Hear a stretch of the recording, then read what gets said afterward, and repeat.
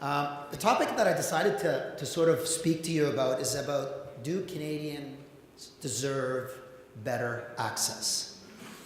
And it's a discussion that I've been trying to have with governments, trying to have with patient groups, and I want to change the conversation a little bit from the traditional conversation we've been having over the last couple of years to this particular conversation. And let me tell you why. When I speak with governments, they tell me that we're all for innovation and finding cures that help us ensure that patients live longer, healthier lives. They're all for innovation. When I speak to patients, the patients groups say, we need to get access to the innovations that come through. In my mind, though, that the cycle of innovation is not complete until the patient gets access to the innovation. So we can't be speaking out of both sides of our mouth. We have to support the complete cycle. And I believe we have had a breakdown in the cycle. And I'm going to illustrate that to you with just one slide that I have. Many of you will realize that the cycle to reimbursement used to take 6 months. It is now up to 2 years, all right? Up to 2 years. From the time Health Canada approves a product, an innovation, to the time it is finally listed for the majority of the population, it's about 16 to 18 months. Long gone, 6 months. Long gone the argument that 50% of the population through private payers gets access to the drugs. That's long gone. Private plans right now, majority of them are managed plans. All right? This is not just for Pfizer assets. This is for majority of the assets that are there.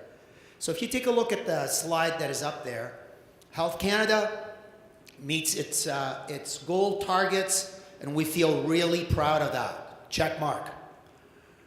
Then we have private payers who say, we're going to review your submissions, and about 20 to 30% of it make it available under very stringent conditions.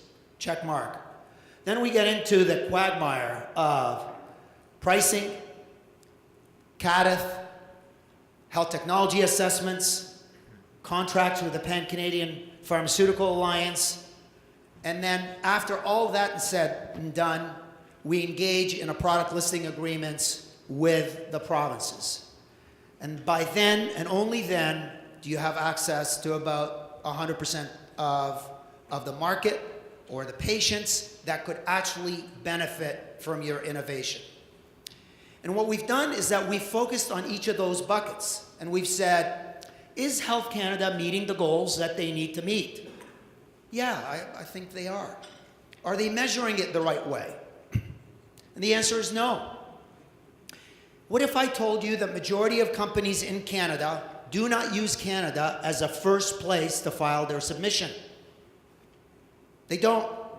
They usually wait until it's filed in the FDA, then the EMA, and then third is Japan. And if we're lucky, Canada is fourth. If you ask why, and that's because being at 2% of the global market, it is just not worth it to put in the extra effort that is required, that is uniquely Canadian, to file the submissions. We much rather deal with the other 3 markets first, then come to Canada. I think Canadians deserve better. Honestly, we deserve better. We need to change the paradigm as to how we think about success. Success is not about Health Canada taking 365 days to review a submission.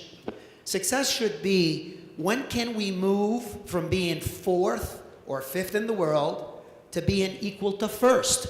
What are the barriers that we need to have removed to get to that stage? We're not having the same conversation with our multiple stakeholders around this particular issue. I'll move to the health technology assessment piece. On the health technology assessment piece, I've started this project within our company, and I'm encouraging other members to do the same.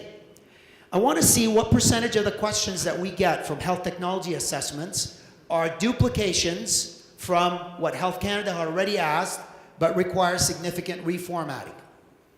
And I am shocked that a significant number are a duplication that require reformatting.